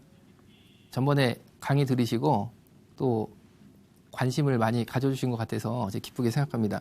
지금 이제 말씀 올릴 거는 이 성소수자들, 특별히 그 중에서도 남성 간의 학문 성관계를 하는 동성애자들이 굉장히 이렇게 네트워킹이 잘 돼 있어요. 사실은 네트워킹이 잘 돼 있고 굉장히 이렇게 막 서로 연락이나 정보나 굉장히 빠릅니다. 그래서 그거를 잠깐 좀 설명을 드리려고 합니다. 요거는 그분들이 주로 사용하는 어플 중에 한 개예요. 그분들이 주로 사용하는 게 어플이 몇 가지가 있는데 우리도 카카오톡, 페이스북 이런 식으로 몇 개가 있잖아요.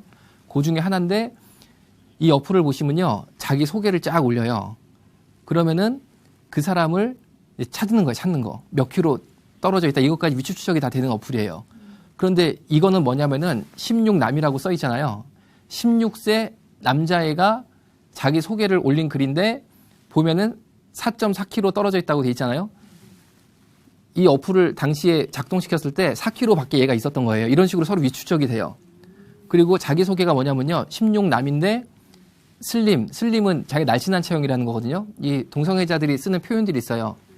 슬림은 날씬한 사람, 베어형은 근육질, 곰, 뭐 그런 식으로 이렇게 있습니다.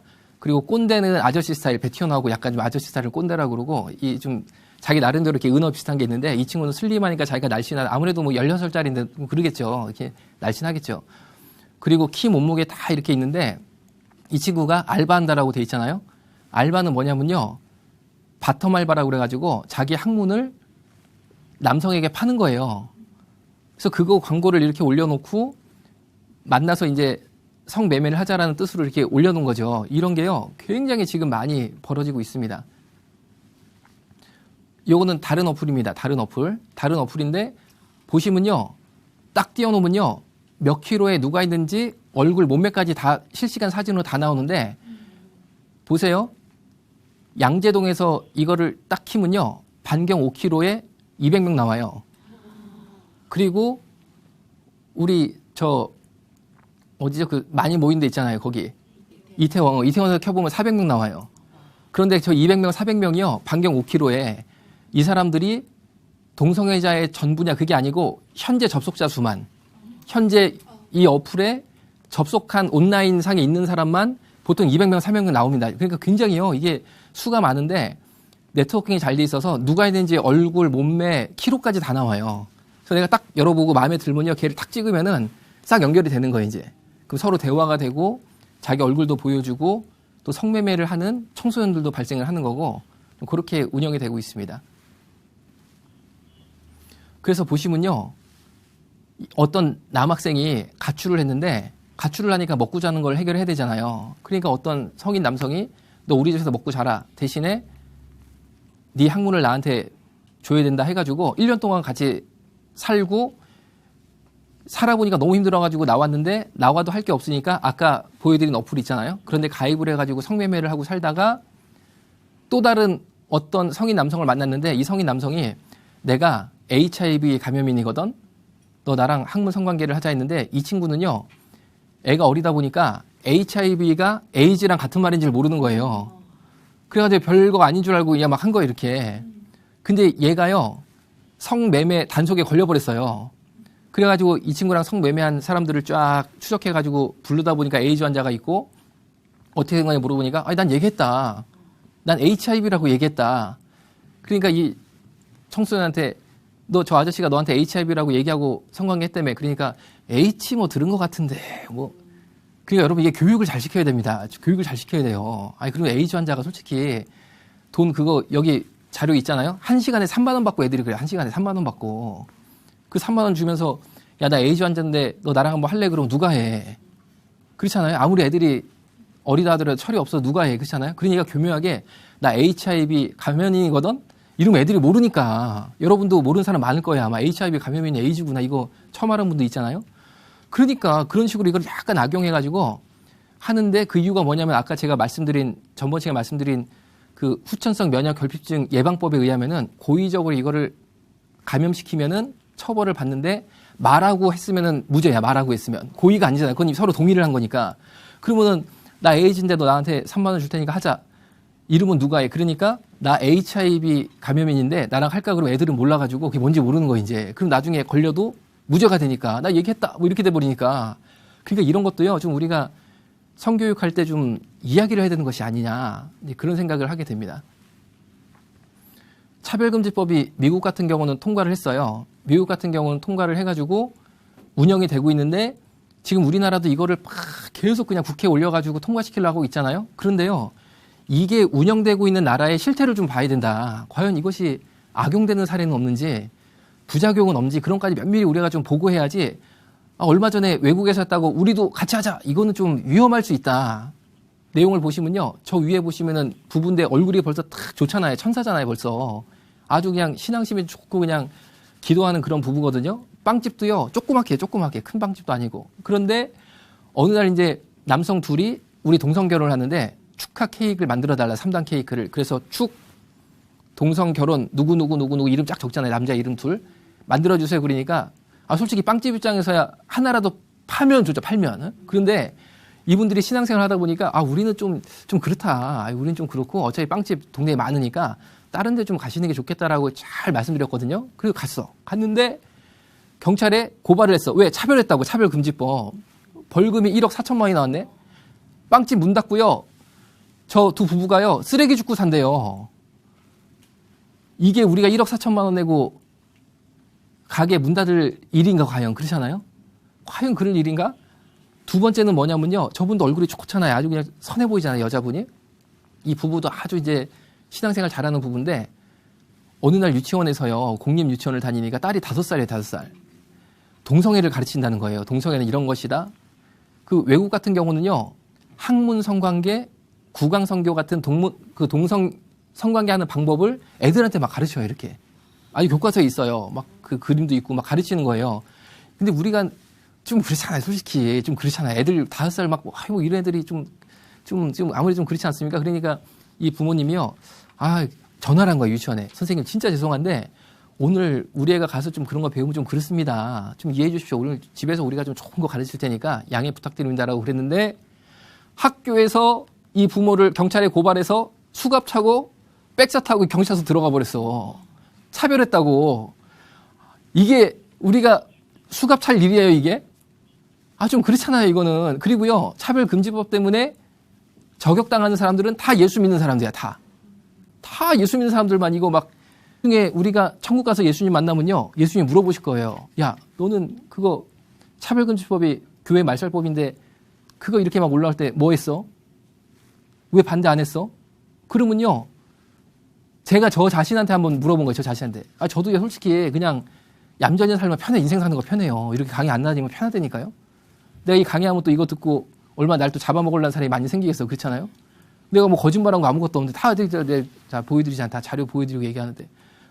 그러면 이제 저도 공격당하는 삶을 살 수밖에 없는 이유가 내가 천국에 가서 예수님 만나는데 야 여만성 너는 내가 의사도 시켜주고 목사도 시켜줬는데 너는 그게 그런 건 줄 알면서 왜 아무 얘기 안 하고 얌전하게 살다가 여기까지 왔어? 그러면 내가 그 답을 알거든. 뭐냐면요. 저는 공격당하는 게 싫어가지고요. 그렇게 못한 것 뿐이에요. 근데 그 대답을 내가 안 하려고 내가 이제 온 거예요. 그 대답 안 하려고. 그 내가 진실을 말해야 되니까 누군가는. 그리고 진실을 말하지 않기 때문에 아까 보여드리는 사람처럼 피해자들이요. 엄청나게 생겨서 엄청나게. 그런데 그 피해자들의 목소리와 인권은 누구도 얘기를 안 한다니까요. 에이즈 역학 잠깐 말씀드리겠습니다. 보시다시피요. 계속 하여튼 대한민국 막 엄청 올라가고 있어요. 엄청. 10,000명이 현재 돌파를 했습니다. 다음 보겠습니다. 계속 올라가. 엄청나게 올라가요. 진짜. 우리나라만. 하여튼 계속 올라가고 있는데 다음 감염 경로 보겠습니다. 성관계를 통해서만 현재 감염이 되는 걸로 확인 경로가 확인된 경우에는요. 100% 성관계 100%. 작년도 그렇고 재작년도 그렇고 계속. 그러니까 에이즈는 지금 현재 성병이다라고 볼 수 있는 거예요. 성병이다. 그리고 혈액제제로 인한 감염은 2007년 이후로 한 건도 없었고 다음 보겠습니다. 그리고요. 남자가 한 93% 정도 되고 여자가 한 7% 정도 돼요. 지금 에이즈 감염인 중에. 그러니까 절대 다수가 남성이 많고 또 에이즈 감염의 주 진원지는 남성 동성애자들이에요. 요거는 조선일보에서 저희 병원 취재 왔을 때 자료 사진 찍고 이거 신문에도 난 건데 요것도 제가 사실을 이제 말씀드리는 거예요. 뭐냐면요. 남성 동성애자들이 주로 이제 에이즈 감염자 오시잖아요. 근데 왔는데 이분도 편마비라 가지고 불편한 분이거든요. 그런데 온 첫날 딱 봐가지고 자기 마음에 드는 남자를 찾아가 성관계를 하는 거예요. 첫날. 이틀도 안 걸려. 이틀도. 첫날 하는데 어떻게 하냐면요. 우리는 회진을 쫙 돌잖아요. 의사든 간호사든 병실을 라운딩 돈다고 그러잖아요. 쫙 도는데 이불을 뒤집어 썼는데 병실에서 이게 앞만 봐도 1인분이 아닌 거예요. 이게 1인분과 2인분의 정의는 명확히 뭐 의학적으로 없지만 딱 봐도 이게 있잖아. 이게 너무 큰 거야. 이게 동그라미가 이게 무덤 같은 게. 아이고 이상하다. 이거는 좀 이상한 거다. 해서 벗겨보니까 아이고 이게 3D 리얼 동영상을 봤네. 그래서 이게 못하게 이제 말린 거죠. 왜 못하게 말렸느냐. 내가 뭐 동성 간에 성관계 하는 거를 무슨 막 윤리적으로 내가 막느냐. 그게 아니고 저는 이제 의사잖아요. 그거 왜 못하게 하냐면요. 에이즈 바이러스가 한 가지 종류가 아니에요. 사람마다 다 틀리거든요. 그러니까 그 바이러스에 맞는 바이러스 약을 먹기 때문에 이게 억제가 되고 있는데 내가 지금 다른 애랑 성관계를 하면요. 정액을 통해서 이 사람에 있는 바이러스, 이 사람에 있는 바이러스 서로 틀린데 서로 이렇게 만나거든요. 그러면 돌연변이가 생겨요. 그러면 그다음부터는 약도 안 들어. 둘 다 죽어버려. 그러니까 이 사람의 생명을 보호하기 위해서 환자끼리 못하게 설명을 하고 막았는데 이것 때문에 모 신문사에서 나를 취재해가지고 인권 침해했다고 그 사람들이 고발을 한 거예요. 환자들 오면은 서로 스킨십 터치 못하게 안내한다고 인권 침해한다고. 이게 인권 침해예요. 이건 인권 침해가 아니잖아. 이건 그 사람을 인권을 위한 거거든요. 오히려. 그리고 나 국가인권위원회도 고발당하고 뒤에 보면 고발당하고 나와요. 그러니까 설명을 해야 되잖아요. 이렇게 되면 안 됩니다. 그러니까 화장실에서 하는 화장실에서. 그래서 말씀을 드렸죠. 화장실에서도 하면 안 된다. 그러니까 병실에서 하지 말라고 그러셨지 화장실은 괜찮지 않냐는 거예요. 그게 아니다. 지금 하고 안 하고가 문제가 아니고 진짜 잘못하면 죽는다. 그러시면 안 된다. 이거 바이러스 변이 생기면 두 분 다 이거 생명이 위험한데 제가 그러면 안 된다고 설명을 드렸거든요. 그러면서 이제 화장실 문 20cm를 다 잘라가지고 한 번씩 보는 거에서 다리가 2개면 정상, 4개면 비정상이니까 저기 밖에서 열 수가 있어요. 키가 있어서. 그래서 이제 왜냐하면 그분을 위해서 그런 거예요. 그거는. 다음 보여드릴게요. 그래서 화장실에서도 못하게 하니까 이번에는 그분들이요. 저기 주차장이고 저희 병원. 저 차 사이에 가서 하는 거예요. 대낮에. 그러니까 또 가가지고 사람들 지나가는데 막 놀라고 그러잖아요. 그래서 막 못하게 말리고 설명드리고 했는데 제가 이런 걸 겪어보니까 뭘 느꼈냐면요. 저희 병원이 그 당시에 에이즈 환자분이 60분이고 대부분이 동성애자였고 200분이 일반 환자였거든요. 일반 환자는 그런 적 한 번도 없어요. 이런 경우가 한 번도 없었는데 이거는 뭔가 성적 충동이 왔을 때 조절하는 데 조금 문제가 있는 것이 아니냐. 이건 좀 약간 그런 부분이 있는 게 아니냐라는 생각을 제가 하게 된 어떤 계기가 된 거죠. 다음. 그래서 이거는 일상생활에서 에이즈 바이러스가 우리한테 접촉될 수 있는 경로. 면도기 뭐 당연하겠죠. 그리고 제가 약간 옆으로 비켜야 될 것 같은데 두 번째 게 비대. 이 비대가요, 우리가 음식점이나 숙박업소 가면 요새 비대 다들 있잖아요. 이게 동성애로 에이즈 감염되신 분들이 항문이 대부분 피가 아까 줄줄 나오거든요. 그런데 그러니까 비대를 쓸 수밖에 없어요. 왜냐면 휴지로 닦으면 다 그게 다 헐어버리고 안 그래도 안 좋은데 그렇잖아요. 얼마나 이게 안 좋으니까 비대를 쓰는데 비데를 쓰면 노즐이 쫙 나와서 물을 쏘잖아요. 그때 위에서는 피가 뚝뚝 떨어지니까 노즐 끝에 에이즈 감염이나 혈액도 묻고 바이러스도 묻어요. 그 다음에 이제 그분이 나오면 바로 누가 또 들어가잖아요. 기다리고 있다가 그만 바로 들어가시면 그분이 또 비데를 쓰잖아요. 그러면 방금 묻은 신선한 에이즈 혈액과 바이러스가 쫙 나와서 직구로 쏴버리는 거예요. 직구로. 그런데 그 다음에 그거를 사용하신 분이 비데 노즐을 사용하신 분이 항문에 열상이라든지 치질이라든지 치루 때문에 이게 혈관이 노출된 분이다. 그러면요, 조준사격 당하는 거예요, 조준사격. 그러니까 이제 우리 일상생활에서 굉장히 에이즈 바이러스에 노출될 수 있는 예는 많이 존재하고 있다. 그렇게 볼 수 있는 거죠. 요거는요, 저희 병원에 입원했던 환우분이 정말 저희 병원 감사하다라고 이제 편지를 쓰신 거예요. 그 다음. 자, 요거는요, 아까 제가 잠깐 말씀드린 14일 정도 입원했다가 소천한 친구의 어머니가 저희 병원에 주신 편지거든요. 아들 돌아가신 다음에 야, 우리 아들 정말 잘 봐줘서 고맙다. 그런 내용의 편지를 써준 거고, 또 하나 내용은 뭐냐면요. 다음 보겠습니다. 이건 뭐냐면은 동의서잖아요. 이 친구가 딱 죽으니까 그 친구 살아있는 14일 동안은 단 한 번도 전화 내지는 문병조차 없었던 성소수자 단체, 그리고 에이즈 단체가요, 이 친구가 딱 죽으니까 그다음부터 이 친구 뭐 추모제한다 막 이러는 거 이제. 당연히 그 추모제에는 가족들 아무도 안 갔어요. 왜냐하면은 이 친구들이 사실과 다른 내용을 막 유포시키면서 수동연쇄요양병원의 과실로 인권침해로 환자 죽었다. 그러니까 저 병원은 없어져야 되고 국립 에이즈 요양병원을 국민 세금으로 만들고 우리를 직원으로 채용해달라 막 이렇게 나가는 거 이제 분위기가. 근데 어머니가 그 친구들 얘기를 접하고 나서요, 완전 그게 사실과 틀리니까 야, 왜 엄마한테 사실 확인을 한 번도 안 한 사람들이 사실과 다르게 이렇게 우리 아들 일을 유포시키냐. 더 이상 사실과 다른 일을 유포시키지 말아라. 기자회견하지 말아라. 그런 내용을 담아서 동의서를 써주신 거고, 실제로 그 단체 총무한테 전화도 했어요. 너 우리 아들 얘기 그렇게 거짓말로 하지 말아라. 기자회견 같은 거 하지 말아라. 그러니까 그 총무가 전화 받고요. 네, 알겠습니다. 그랬대요. 근데 그거 뭐 말뿐이지. 말뿐인 거죠. 다음 보여드릴게요. 요거는 저희 병원에 이 환자를 보냈던 신촌 세브란스의 가정의학과 교수님이 쓰신 소견서인데, 환자가 죽은 거는 갑작스러운 사망 가능성이 높아서 이미 갔다는 거예요. 그리고 수동연쇄요양병원 과실이 아니다라는 소견서를 주신 거죠. 그래서 제가 국가인권에 고발당했잖아요. 당했는데 이제 기각당한 거. 인권회뿐 아니라요, 저희 병원의 에이즈 감염인 요양이랑 관련해서 감사원, 복지부, 질병관리본부, 뭐 경찰 조사 안 당한 데, 그 고발 안 한 데가 없거든요. 그 제가 정관항 다 써요. 정관항 다 세웠어요. 다음. 이거 이제 검찰에 고발된 거 다 무혐의 나온 거. 그런데요, 다 무혐의 내지는 기각이 됐어요. 저희 병원에 관련된 민원이. 그래서 이제 이제 그런가 보다 했거든요. 야, 근데 KBS 추정 60분에 또 나오네. 그런데 첫 화면이야, 이게. 국립요양병원 마련하라 데모하는 게 첫 화면 나오는 거야, 또. 보시면요, 방송장비 탑차 실어와가지고요, 방송장비 세팅 다 했죠. 저기가 아주 국민연금공단 앞이거든요. 도심이에요. 거기 집회화가 다 맞았지. 다음 보여드릴게요. 노래패. 80년대 운동권 있잖아요. 그 스타일 그대로 하더만요. 그대로. 그리고 추정 60분 화면 제가 캡처해서 보여드리는 거예요.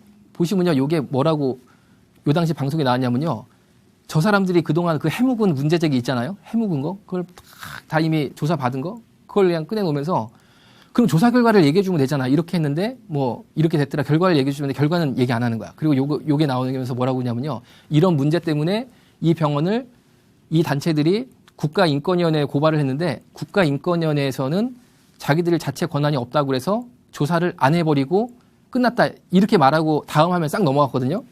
그런데 여기 보면 파란색 줄은 제가 친 거예요. 파란색 줄을 보면요, 국가인권위원회가 아무 일 안 한 게 아니고 해당 경찰서로 조사라고 사건을 보내버렸어요. 그래서 저희 지역 남양주 경찰서에서요, 이거를 조사를 한 다음에 고발자 있잖아요.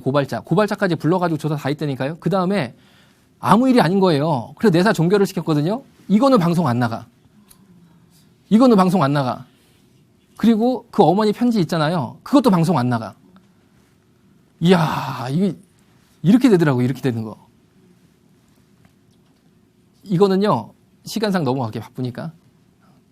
그 친구가요, 네, 이쪽 가서 그 친구가요, 질병이 어떤 게 있었냐면요, 22살에 에이즈 진단을 받았거든요. 그리고 32살에 저희 병원에 와서 14일 동안 치료받다 죽었는데, 22살에 에이즈 진단받았으니까, 뭐 그런가 보다 싶잖아요. 그런데 에이즈 잠복기가 10년이에요, 10년. 근데 22살 때 이 친구가 나 에이즈인 것 같아 해가지고 간 게 아니고, 숨 쉬는 게 너무 괴롭고 힘들어가지고 병원에 가서 엑스레이를 찍어보니까 악성 폐결핵이 양쪽에 다 왔는데, 대한민국에 요새 이런 폐결핵이 없을 정도로 심한 거예요, 얘가. 그러니까 야, 이거는 일반적이지 않다. 이거는 에이즈 때문에 온 것 같다. 에이즈 때문에 폐결핵이 오면 되게 심하거든요. 검사를 딱 해보니까 에이즈 때문에 진짜 폐결핵이 온 거예요. 얘가 그 말 들은 다음에 아, 나 약 잘 먹어야겠다. 내가 살아야겠다 한 게 아니고 그 길로 도망을 가요. 그 길로. 10년 동안 치료를 안 받아. 보세요. 왜 그랬을까? 왜 그랬을까? 22살에 에이즈 진단되면요, 잠복기 10년 딱 계산해 보면은 12살에 가면 돼. 12살에. 그런데 이 친구는 잠복기 10년 지나고 몇 년 증상 나타난 다음에 병원으로 온 거거든요. 그러니까 하여튼 그런 거 다 빼고도 짧게 잡아도 10년인데 12살이 초등학교 4학년인가 3학년인데 무슨 수로 에이즈에 걸려요. 그렇잖아요. 아까 홍석천 씨도 초등학교 4학년 때 성관계 당한 거잖아요. 이 친구가요, 어머니가 사실상 가장 노릇하고 식당일하고 막 파출일하고 어렵게 사는 친구예요. 낮에 얘를 돌봐줄 사람이 아무도 없거든요. 그러니까 제 생각에는 이게 거의 맞을 거예요. 그 동네에 에이즈 감염인 동성애자가 얘를 성적 놀이개로 쓴 거죠. 에이즈 감염이 됐어. 22살이 되는데 몸이 너무 아파서 병원에 가보니까 내가 에이즈래. 그러면은 옛날에 내가 당한 생각 다시 나잖아요. 살고 싶지가 않은 거야. 살고 싶지가 않은 거. 안 살고 싶으면 어떻게 하면 됩니까? 약 안 먹으면 죽어버려. 너무 간단한 거야.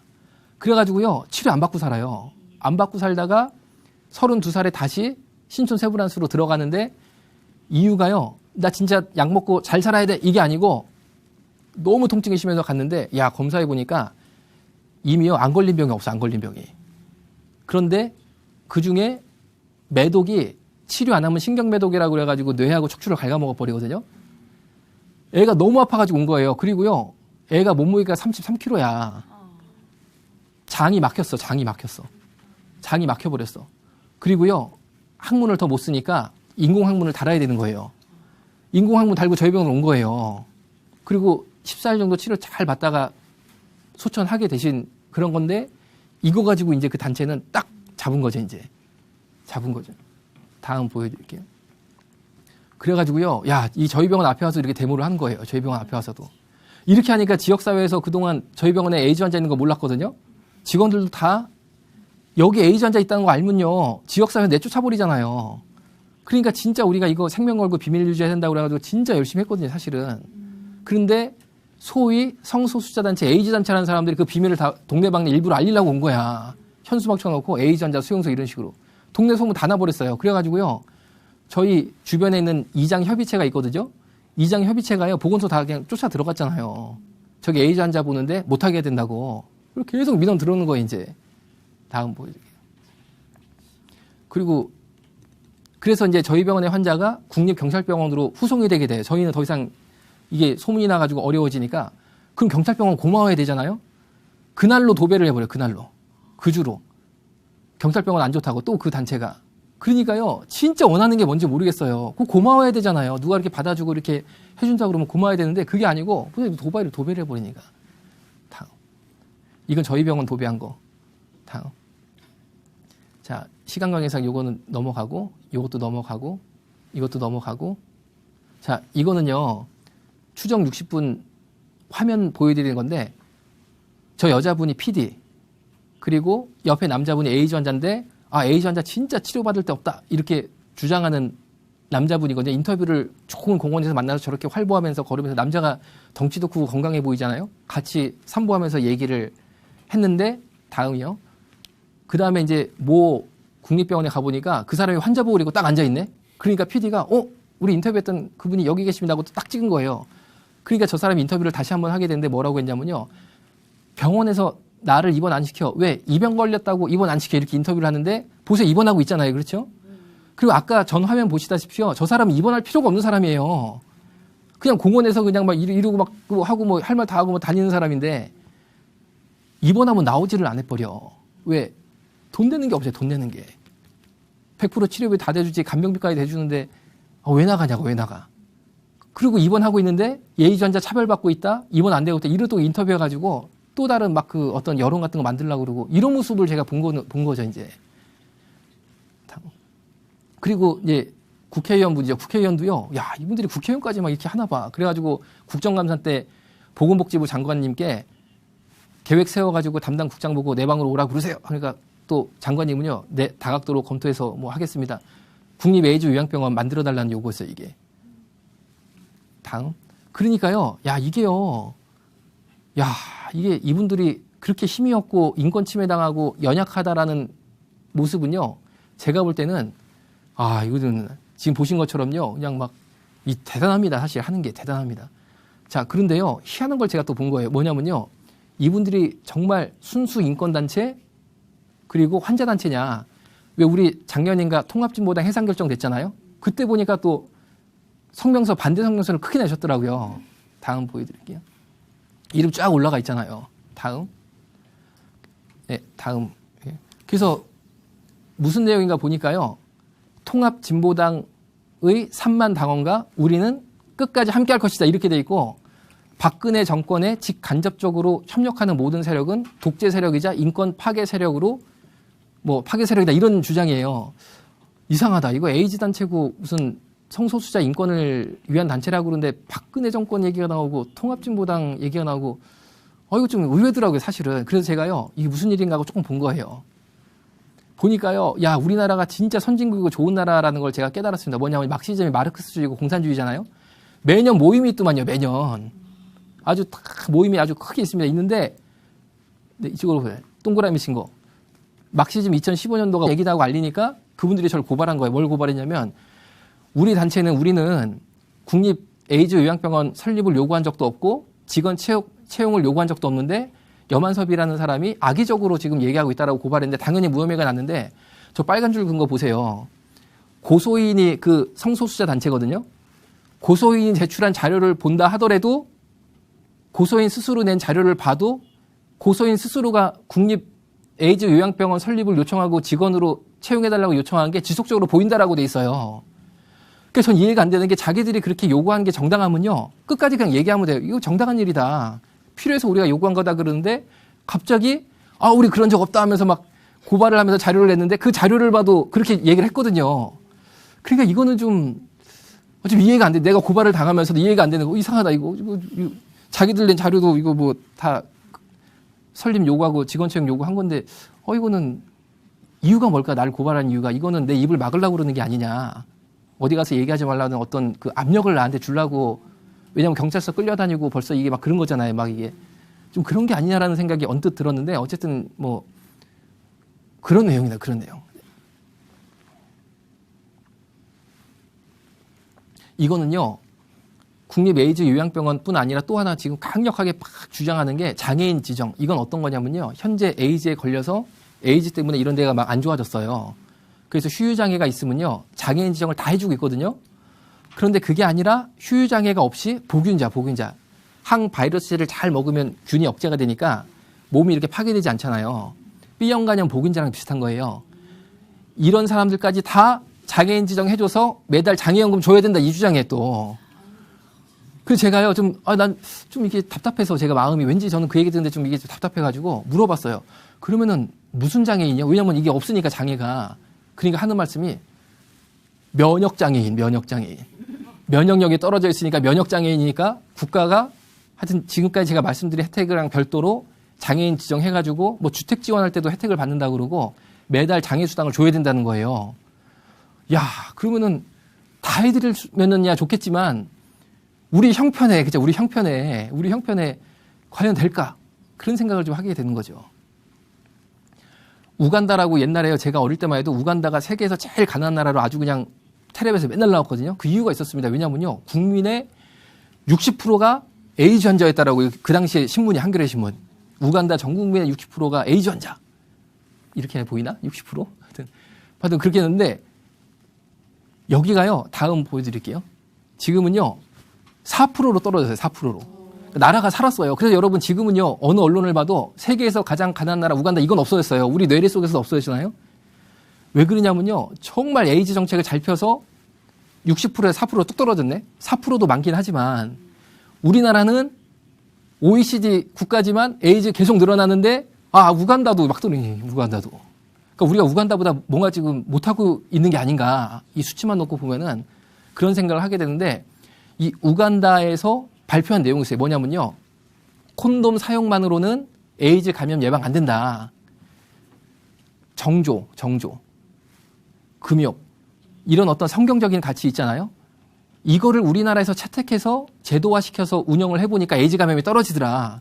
여기는요, 나라가 망할 뻔했기 때문에 목숨 걸고 한 거예요. 목숨 걸고. 그런데 그 목숨 걸고 방법을 찾아보니까 콘돔 가지고 안 되더라. 성경에서 말하고 있는 한 남자가 한 여자를 만나서 서로 충성하는 거. 정조. 이게 돼야지만 에이즈 감염률이 떨어지는 거다라고 체험적인 발표를 하게 돼요. 왜 그러냐면요. 전 이게 진짜 되게 답답한 게 지금요, 뉴스나 모든 매체가요, 콘돔 사용하면은 에이즈부터 시작해서 모든 성병 예방된다. 안전한 섹스를 할 수 있다. 이게 얼마나 거짓말이고 위험한 건데. 왜냐면요. 콘돔의 피임 실패율이 보시잖아요. 15%에서 2%. 그런데 저 2% 내지 3%도요. 진짜 정확하게 콘돔 사용 잘했을 때 피임 실패율이 2%에서 3%고 보통은 그냥 15%예요. 15%. 그러니까요. 콘돔을 쓰는 것만으로는 에이즈나 성병을 예방할 수 없고 결국 노출이 되게 돼 있거든요. 다음 보여드릴게요. 이게 이제 이게 들어보세요. 이게예요. 지금 손톱 하나 보이잖아요. 손톱 그렇죠. 웬 손이 하나 보이잖아요. 저 손의 주인공. 전 저 사람이 누굴까 너무 이렇게 제가 가슴이 아픈 거예요. 왜냐면요. 저 여자분이요. 쉽게 말하면 성매매일을 했는데 우리가 아는 뭐 청량리 588 이런 데가 아니고 나름대로 이제 좀 안전하게 고급스럽게 잘 하려는 그런 의지가 있었던 것 같아요. 그래가지고 오피스텔을 하나 얻어가지고 영업을 하셨거든요. 그런데 100% 콘돔 정확하게 다 끼고 이렇게 했대요. 2년 동안. 왜? 콘돔 끼면 괜찮다라는 그런 언론에 이 사람이 이게 각인이 돼 있으니까 그러면 괜찮을 줄 알고 나름대로 경제적으로 어렵고 사는 게 어렵다 보니까 하다 이제 그런 일까지 한 것 같아요. 그런데 2년 동안 하여튼 남자친구도 안 사귀어봤고 어디 그냥 밖에 나가서 성관계 해본 적도 없고 그냥 손님하고만 이제 생계형이죠. 그리고 콘돔 정확하게 잘하고 했는데 2년 지나서 보건소 가서 아까 말씀드린 익명검사 있잖아요. 받아보니까 에이즈에 걸렸다는 거야. 에이즈에. 그뿐 아니라 우리 여기 보면요.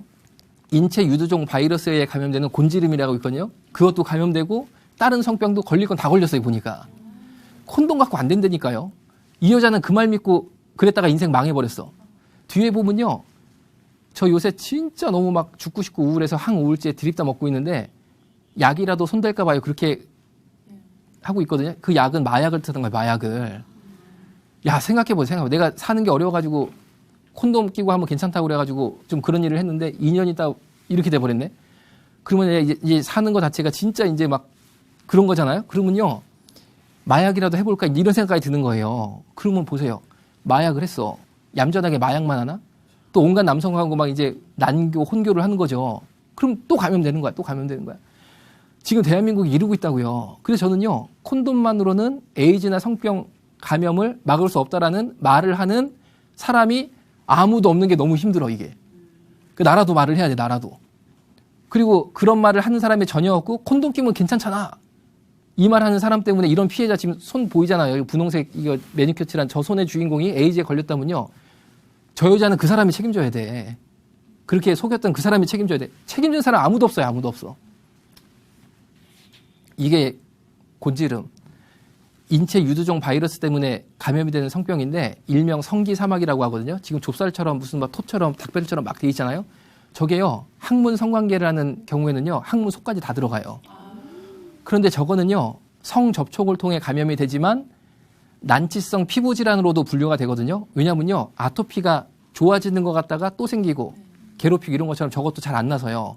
그리고 계속 저런 식으로 닭벼슬이 막 올라오니까 얼마나 사람을 힘들게 하는 병인지 말도 못 하거든요. 요거 콘돔으로 예방 안 돼요. 그리고 한 번 성관계 시 감염 확률이 50% 이상이에요. 처음 들어보셨잖아요. 이런 얘기 왜 아무도 안 하냐고. 아무도 안 해요. 아까 그 여자분도요. 검사지를 보니까 이게 감염이 된 거예요. 그럼 그 인생은 어떻게 해? 앞으로 어떻게 되는 거야? 그래서요. 지금 우리 한국교회가 저는 본회포의 시대를 살고 있다 이렇게 생각하거든요. 본회포는 독일의 목사님이시고 신학자였는데 나치 정권의 협력을 안 한다는 이유로 감옥에 갔다가 나중에 사형이 돼버렸어요. 지금 제가 볼 때는 진짜 위험성이 많은 이 사회적인 분위기로 가고 있거든요. 그런데 여기에 대해서 말을 하면 공격당해요. 공격당해요. 그런데 여기에 대해서 말을 안 한다든지 말을 안 하는 거는 소극적인 협력이죠. 그 당시에 독일 국민들 대다수도요. 나치가 잘못했다고 말만 안 했어. 속으로는 이거 좀 잘못한 것 같아. 왜 유태인도 자꾸 잡아다가 죽이고 이거 이상한 것 같은데 해도 그냥 모르는 척하고 사는 거예요. 모르는 척하고. 소극적 협력자. 이루고 살면 별 문제 없을 수 있어요. 개인 하나는. 그런데요.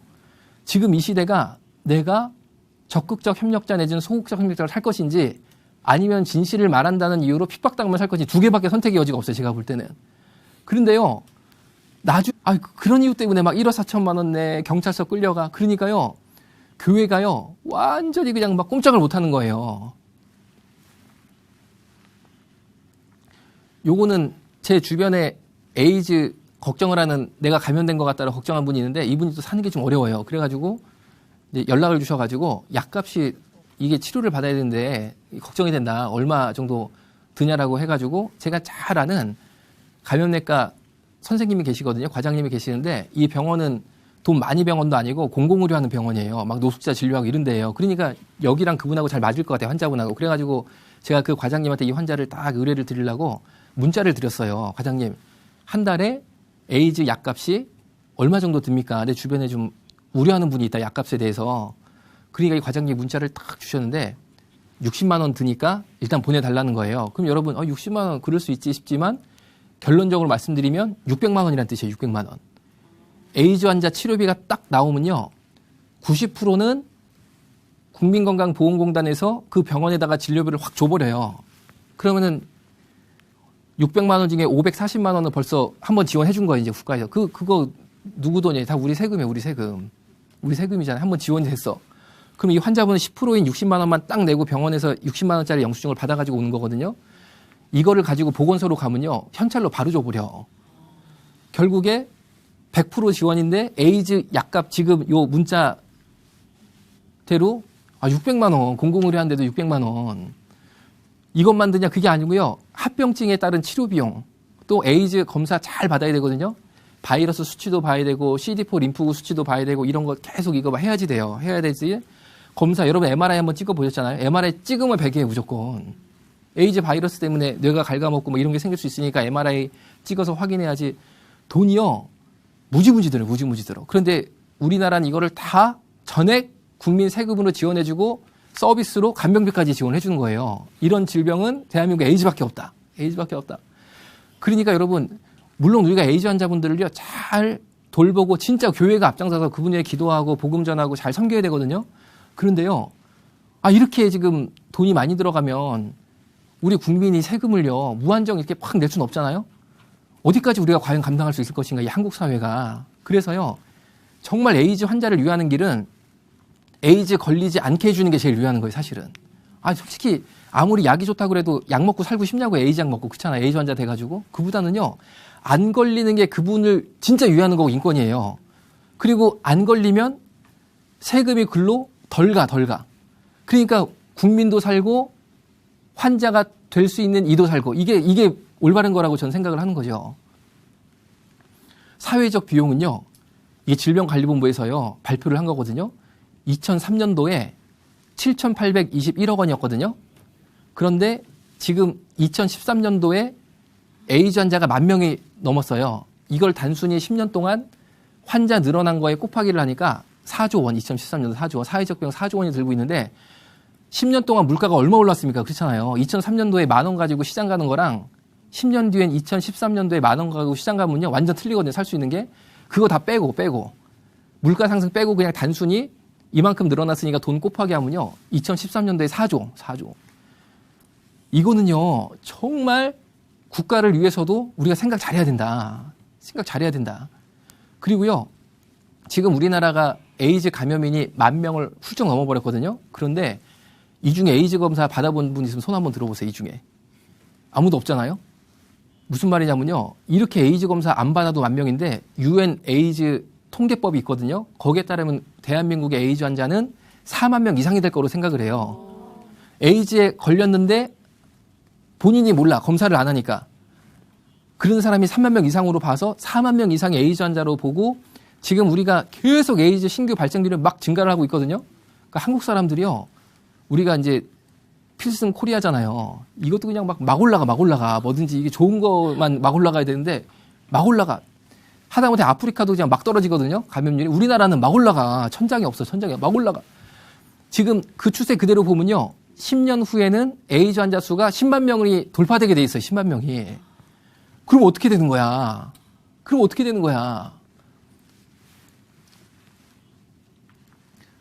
그런데 지금 성소수자 단체 그리고 에이즈 단체들이요. 이런 지원을 받고 있음에도 불구하고 국립 에이즈 요양병원을 만들고 자기들을 취직시켜달라는 거예요.